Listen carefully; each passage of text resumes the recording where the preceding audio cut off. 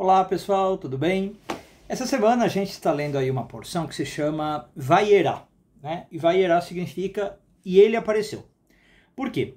Porque ela traz uma famosa cena, né, bíblica em que Deus aparece para Abraão, mas na verdade aparece a partir de 3 homens que visitam Abraão, e aí a gente fica sabendo que eram 3 anjos de Deus, né? E essa porção vai trazer aí uma série de temas para a gente tratar, sobre bondade, sobre generosidade, até sobre fé. Então vamos começar a falar um pouquinho aí dessa cena, como eu disse. A cena começa, segundo a tradição, no 3º dia depois de Abraão ter passado pela circuncisão. E na tradição também, a gente sabe que esse é o dia mais doloroso do processo. Existe lá um motivo médico para isso, tá? E aí a tradição diz que inclusive para um recém-nascido, que é como a gente faz a circuncisão hoje no judaísmo, né? O 3º dia é o mais doloroso. Agora, você imagina para Abraão, que já não era nenhum recém-nascido, tá? Ele tinha 99 anos quando está acontecendo essa história. Então ele já era um homem que passou por muita coisa, muitas experiências, já enfrentara muitos desafios, né? Mas agora ele está passando por um momento de intensa dor e de fragilidade. A tradição deixa isso claro para nós. E aí é interessante pensar que, mesmo assim, o Criador sabia que essa dor não ia fazer Abraão mudar, né, na sua essência. Em que sentido? A gente tem Abraão como um símbolo da Sfirá de Hesed, na Kabbalah. E entre outras coisas, então, Hesed representa um homem generoso, um homem amoroso, uma pessoa que está pronta para acolher quem quer que passasse pelo seu caminho. Então a gente tem aí um atributo de Abraão como hospitaleiro, né? Ele entra para a história como esse sentido. Então, de novo, os cabalistas dizem que, apesar dessa dor com que ele está vivendo, Deus sabia que ele não ia deixar de ser esse cara acolhedor, esse cara hospitaleiro. Por quê? Porque Abraão era internamente assim, né? Ele se sentia responsável, diz a Kabbalah, por aqueles ao seu redor. Mesmo que fossem viajantes que estavam passando ali pelo deserto e que ele nunca tinha visto antes, e que provavelmente talvez nunca mais veria. Então esse compromisso de Abraão com a hospitalidade, essa prontidão em estender a mão para qualquer pessoa, claro que já traz uma lição importante para nós, né? Que a bondade verdadeira não depende das nossas condições físicas, não depende das nossas condições financeiras, não depende das nossas condições emocionais. Quem quer ser bom, quem quer fazer a coisa, digamos, correta, vai fazer, independente das circunstâncias. Essa bondade, ela vem, claro, do coração, vem da essência. E se mostra, talvez, mais forte, justamente quando eu estou mais vulnerável. Agora, eu estou falando aqui da bondade porque esse é um símbolo de Abraão. Mas, na verdade, isso é sobre tudo. Tá? A minha essência é a minha essência, independente da circunstância. Repito, independente da minha condição física, independente da minha condição financeira, ou da minha condição emocional. Se eu sou um cara, sei lá, justo, eu vou ser justo em qualquer circunstância, certo? Senão eu tô com uma justiça condicional. Se eu sou um cara generoso, generoso em qualquer circunstância, e por aí vai. Bom, esse é um ponto que aparece também, estou fazendo aqui um link, né, em outros momentos da Torá, em outros momentos da Bíblia hebraica. Eu estou lembrando aqui do profeta Isaías, que é um profeta que eu particularmente gosto muito, e que ele fala sobre... os profetas têm muito disso, né, mas o Isaías em especial. Ele critica as pessoas que faziam jejum e não tinham uma conduta moral compatível. Então o Isaías ele fala o seguinte, o verdadeiro jejum, né, aquele que agrada a Deus, não é você parar de comer e beber. Porque você pode estar parando de comer e de beber, mas por dentro você ser basicamente uma pessoa ruim. Né? O Isaías não fala com esse termo, ele fala mais poético, mas é isso. Tá? Então, o Isaías fala, o verdadeiro jejum é quando você tem um coração disposto a servir, a acolher, a estender a mão para quem precisa. Então, o que o Isaías está falando? Que o valor da hospitalidade, o valor da generosidade, né, são atos sagrados. Mais do que um jejum, ou tanto quanto um jejum. Né? Então o Isaías está falando aqui, a bondade ela tem que transcender qualquer condição momentânea nossa. O verdadeiro jejum não é parar de comer e beber, mas é você se dedicar a uma causa, por exemplo, ao outro, independente de dor, desconforto, de falta de recurso. Tá, e aí, justamente por causa desse contexto, voltando para a história de Abraão, sabendo que Abraão não ia deixar de ser quem ele é e que ele ia querer receber gente, a tradição diz que naquele dia Deus fez o deserto ficar mais quente do que o normal. Para quê? Para que não tivesse viajantes, né? Se é um dia muito quente, em geral as pessoas adiam a viagem, ficam em casa, né? Então, diz a tradição que o Criador aumentou o calor no deserto. Então você imagina, o deserto já é quente o suficiente, né? Mas naquele dia ele ficou especialmente insuportável. Imagina talvez 50 graus na sombra. E aí Urashi, né, que é um grande comentarista, usa uma expressão bem curiosa, aliás, para descrever essa situação.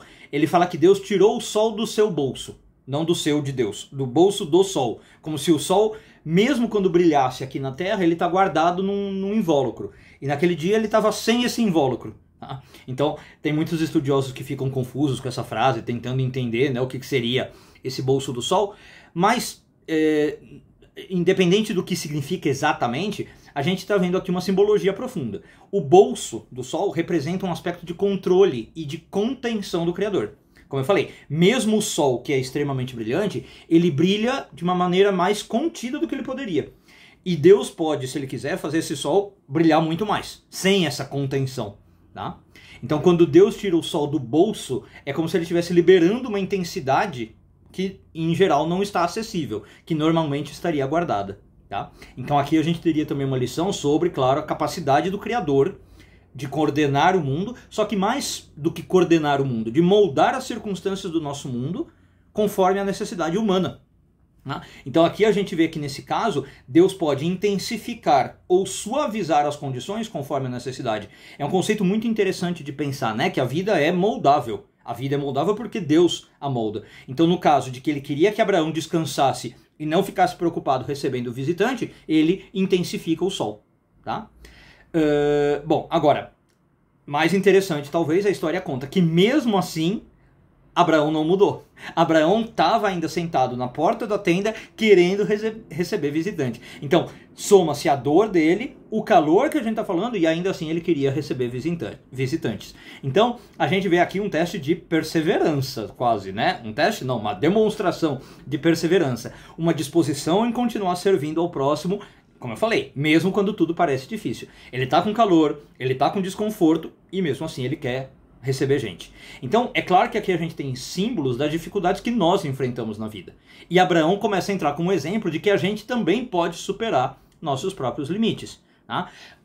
Às vezes as circunstâncias estão muito desfavoráveis, estão muito incômodas, mas aquilo que eu sou, eu devo continuar pondo para fora. Se eu tenho a tendência a agir com generosidade, vamos agir com generosidade. Como eu falei, se eu tendo a ser uma pessoa sábia, continue mantendo a sua sabedoria. E aí a gente vai acessar uma luz que a gente nem imagina. Uma luz que a gente pode só sonhar que ela existe. Mas ela é uma luz que não se revela de modo habitual. É nesse momento que Deus tira o sol do bolso. Tá? Então, a gente também tem vários exemplos, né, na Torá, no Talmud sobre isso, não só sobre Abraão. Uma história famosa é do Hillel, por exemplo, que um dia ele está voltando para casa. Hillel foi um dos maiores sábios do Talmud. Né? Ele está voltando para casa, está corrido para o Shabat, está a hora de chegar ao Shabat, tem um monte de ritual para fazer, mas ele chega e quando ele está chegando perto de casa, ele vê alguém com necessidade do lado de fora. E mesmo sendo quase o horário ali do Shabat, ele podia perder o Shabat, ele não hesita em parar e ajudar. Ele mostra como esse ato de servir vai muito além das minhas rotinas, da minha estrutura, de coisas assim. E o principal, como isso gera bênçãos. Tá? Isso gera bênçãos. Bom, então, com isso, tem aí uma noção para que a gente, às vezes, não aprenda a usar dores, desconfortos e as situações da vida como justificativa para não fazer algo. Essa frase talvez soe muito a nós, né? Quantas vezes a gente não faz isso? Qualquer mínima coisinha que está contra os nossos planos, então já não vou fazer mais, né? Tá chovendo, não vou mais. Tá muito sol, não vou mais. Tá ventando, não vou mais. Né? Não, se a gente é bom naquilo que a gente faz, se a gente se dedica de coração a algo, né?